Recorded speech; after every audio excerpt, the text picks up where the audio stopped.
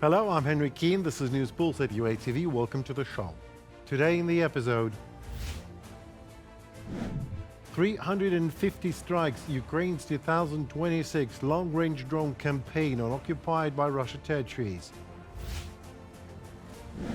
Iran hits the United States AWACS plane, and Russia's likely to be behind the intel for this to happen. Zelensky openly says Trump's plan to end war in Ukraine has the key flaw. Ukrainian armed forces have conducted as much as 350 long-range drone strikes across Russian-occupied territories since 2026. A detailed strike map was published by French military OSINT analyst Clément Molin. The targets include 19 strikes on air defense systems, 25 strikes on radar stations, 21 strikes on aircraft, and 9 strikes on missile and rocket artillery launchers. There also were 260 strikes on warehouses, antennas, and transformers. Ukraine is concentrating its strikes on 3 main operational directions: Crimea, southern Zaporizhia, and Donetsk region. The night of March 31st was marked by a new wave of effective strikes on the Russian ports of Ust-Luga and Primorsk. Attacks on Russian oil infrastructure have become the most serious threat to the aggressor country's economy since the beginning of Russia's full-scale war against Ukraine, reports the Telegraph media. More about impact of Ukrainian long-range sanctions. Next story for you. Ukraine's defense forces continue striking oil infrastructure targets in the aggressor state. Over the past week, Ukraine attacked Russia's key Baltic port of Ust-Luga twice. Significant volumes of crude oil and petroleum products are exported from there, including via vessels from the so-called Shadow Fleet. The target is entirely legitimate, the security service of Ukraine said, because energy exports enable the aggressor to finance its military-industrial complex and continue the war. The Security Service of Ukraine, together with the Defense Forces, is continuing its systematic work to reduce the enemy's financial and logistical capabilities. All oil facilities are effectively part of Russia's military-industrial complex and provide revenue to the Russian budget that is then used for the war against Ukraine. Therefore, special operations aimed at countering this will continue. Russia will pay a high price for its aggression. Yevgeny Kamara, acting head of the Security Service of Ukraine, on Telegram. The Baltic region has turned from a safe hub into a high-risk zone for Russia, Ukraine's Ministry of Defense said. On the night of March 25th, Ukraine's defense forces struck the Vyborg shipyard. A day later, they hit a primary oil refining unit and 2 large storage tanks at the Kynef oil refinery in the city of Kirishi. Its capacity is about 21 million tons of oil per year, more than 6% of Russia's total refining volume. After the attack, Kirishneftyorg Syntez completely halted operations. Ukraine's defense forces also struck oil-loading infrastructure and oil storage facilities at the Transneft terminal in the port of Primorsk. These long-range sanctions are systematically draining the aggressor's resources. Ukraine's defense forces' combined strikes on oil infrastructure in Russia's Leningrad region have 3 key vectors of impact. Economic: blocking oil and petroleum product exports through the Baltic deprives the Russian budget of billions of dollars that were directly converted into missiles and shells. Logistical: it creates fuel shortages for Russian troop groupings. Technological: successful attacks at distances of more than 900 kilometers prove that Russian air defenses are incapable of protecting critical facilities even deep in the rear. From a publication on the website of Ukraine's Ministry of Defense. An unprecedented number of drones covered near-record distances, bypassed layers of air defense, and dealt a crippling blow to some of Russia's most important facilities, the Telegraph writes. According to analysts, these attacks have become a serious challenge for the Kremlin, casting doubt on Russia's very ability to export oil, the core of its economy. Experts say the scale of the strikes, their focus, and their timing have produced the most powerful effect seen in the past 4 years. In Russia, all of this is happening very deep inland. They may still be able to pump oil for now, but at some point it will turn out there is nowhere to send it, nowhere to store it, because we are seeing strikes on ports and on oil refineries as well. So even if oil is still being extracted, there is simply nowhere for it to go. Sooner or later, that will lead to a situation where they will have to shut down the wells themselves. And when you shut down a well, when you seal it, in theory, it can only be reopened, and only at a very high cost. Economically, it is no longer viable to reopen a well that has already been sealed.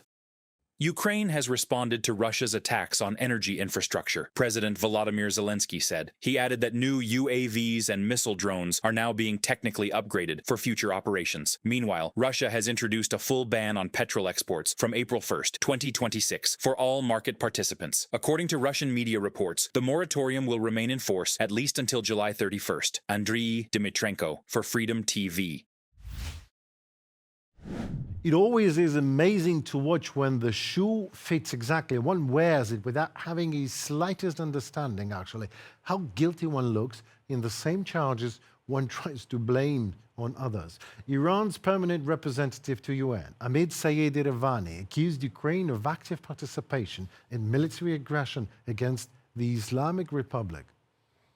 Sending Ukrainian specialists to the region constitutes active participation in military aggression against Iran. Ukraine is providing operational and technical assistance that directly contributes to the use of force and acts of aggression against the sovereignty and territorial integrity of the Islamic Republic of Iran. By doing so, Ukraine incurs international responsibility under international law for aiding or assisting in the commission of an internationally wrongful act. Amir Saeed Iravani, permanent representative of Iran to the United Nations. But maybe one just does not know how to tell lies from truth in even such an absolutely obvious case, like Iranian Shahed drones flying Ukrainian skies and killing us in Ukraine every day for 4 years in a row. Well, in this case, one might want to use a good piece of advice. How to know whether an Iranian regime's representative is lying? If his lips move, he is. Since 2022, Iran has supplied Russia with nearly 60,000 drones, which Russia uses to attack Ukraine. At the same time, no Ukrainian drone has ever struck Iranian territory. This liar should have been long gone, together with his regime. Georgy Tihi, spokesperson for Ukraine's Ministry of Foreign Affairs. Well, amen to that. The question of who is actually your ally will most likely cost you a win or lose in a war. American early warning and control aircraft, AWACS, was heavily damaged in an Iranian attack on an airbase in Saudi Arabia.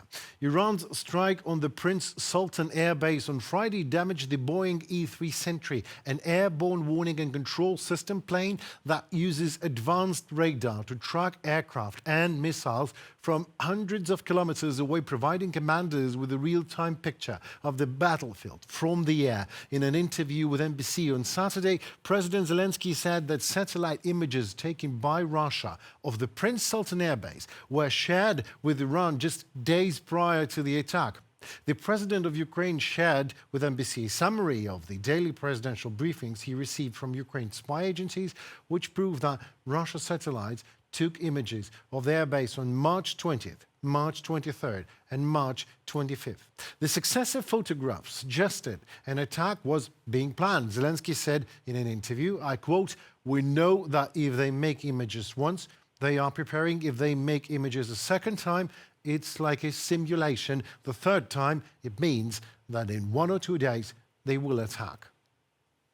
Zelensky maybe is the last person the United States needs help from. Still, Zelensky also may just as well be a first person if we take count from the proper end of the problem.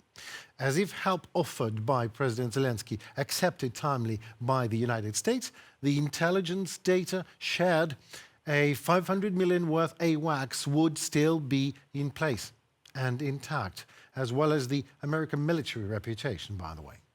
As well, friends of the United States are offering help and being rejected. Enemies are getting stronger. Well, China is benefiting from a lot of this, and Russia is benefiting militarily because weapons that could have been given to Ukraine are not being given. They're being used in other places, that sort of thing. Economically, Russia is benefiting. So right now, China and Russia are probably benefiting from this war. United States may need to reassess its relationship with NATO after the Iran war is finished, states Marco Rubio. Secretary of State said to Al Jazeera, allies' support during the Middle East conflict was very disappointing. NATO members denied to give an access to military bases and are not ready to unblock Hormuz Strait before ceasefire. because I believe that these basing rights give us leverage and give us flexibility and operational capability all over the world. But if NATO is just about us defending Europe if they're attacked, but them denying us basing rights when we need them, that's not a very good arrangement. That's a hard one to stay engaged in and say this is good for the United States. So all of that's going to have to be re-examined. Donald Trump is already doing that. He's criticizing partners in the North Atlantic Treaty Organization, saying they are cowards and that the alliance is a paper tiger. More, the Wall Street Journal, citing officials from the United States President's administration, has reported that Donald Trump has told his aides he is prepared to end the US military campaign against Iran, even if the Strait of Hormuz remains largely closed, and Washington will push its allies in Europe and the Gulf to take the lead in the reopening the strait, administration officials say. Well, while Donald Trump is focusing on Iran, Zelensky openly says it. Trump's plan to end the war in Ukraine, in turn, has the key flaw. President of Ukraine told Axios Trump and his team want to end the war, but they are ready to pressure Ukraine by demanding territorial concessions to Russia. As the president of Ukraine notes, the latest talks between the Ukrainian delegation in Miami and Trump's special envoys Steve Witkoff and Jared Kushner yielded no results. Zelensky also notes that thanks to its armed forces, Ukraine still has something to respond with. I do not believe we have a deadlock. Deadlock after which we all have to surrender, relax, let Russia surrender. We will not. Today, we are much stronger, honestly, than in the past 6 months. Volodymyr Zelensky, during online briefing with journalists.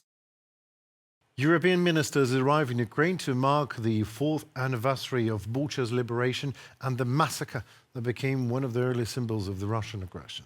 The EU's top diplomat, Kaja Kallas, leads the delegation, and the ministers will discuss what needs to be done to ensure accountability for war crimes committed during the war through a special tribunal, which still needs more political backing and funding to come into existence. Ukraine's foreign minister, Andriy Sybiha, drew a comparison with the Nuremberg trials against leaders of the defeated Nazi Germany, saying the new tribunal was needed to prevent such horrible crimes from repeating again in the future.